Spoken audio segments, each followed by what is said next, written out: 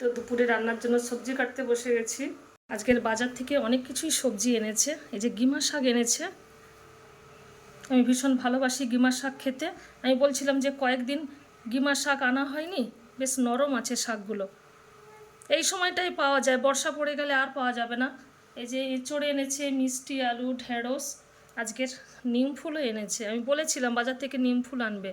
আমাদের সীমা দুদিন আগে কথা থেকে এই যে বুড়া পাতা এনে দিয়েছিল। এই সময়টা খেতে হয় শুক্তো। প্রথমে ভাতে যদি একটু নিম ফুল ভাজা দিয়ে খাওয়া যায়, এত ভালো লাগে না। নিম ফুলটা থাক, আজকের গিমার শাক রান্না করব। অনেকেই গিমার শাক বিভিন্ন রকমভাবে রান্না করে, আজকের আমি কিভাবে রান্না করি শেয়ার করব।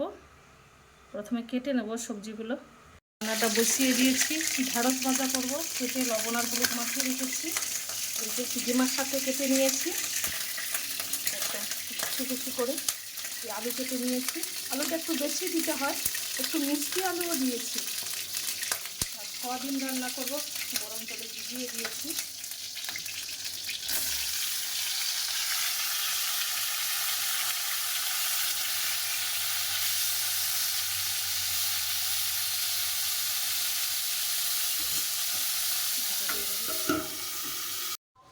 কড়াইটা বসিয়ে দিয়েছি, প্রথমে তেল দেব।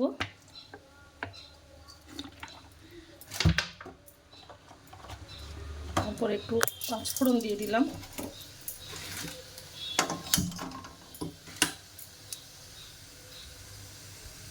এরপর থেকে আলুটা দিয়ে দেবো।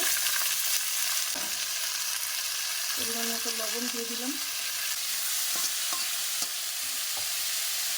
ঢাকা দিয়ে দেবো। আলুটা ভাজা ভাজা হয়ে গেছে, আর আলুটা সেদ্ধও হয়ে গেছে। এবারে ওপর থেকে কাঁচা লঙ্কা দিয়ে দিলাম, তারপরে ওপর থেকে শাকটা দিয়ে দেবো।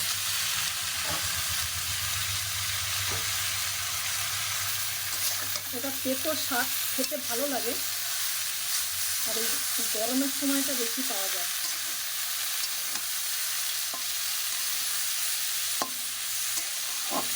আপনারাও এইভাবে বাড়িতে বানিয়ে খান, ভীষণ ভালো লাগে।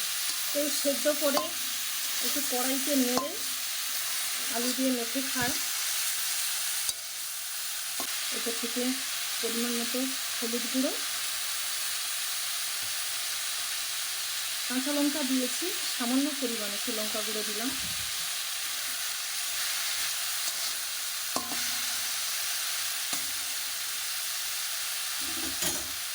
ঢাকা দিয়ে দেবো। এই তো গিমা শাকটা রান্না হয়ে গেছে, কি সুন্দর ভাজা ভাজা হয়েছে। বেশি কিছু মশলা লাগে না, আদা বাটা, সর্ষে বাটা, জিরে বাটা কিছুই লাগে না। জাস্ট তেলের ওপরে ফোড়ন দিয়ে কাঁচা লঙ্কা, আমি একটু গুঁড়ো লঙ্কা দিয়েছি, আপনারা দিলেও দিতে পারেন, নাও পারেন। আমি তো এইভাবে বানিয়েছি, আপনারা কেমন বানান কমেন্ট করে জানাবেন।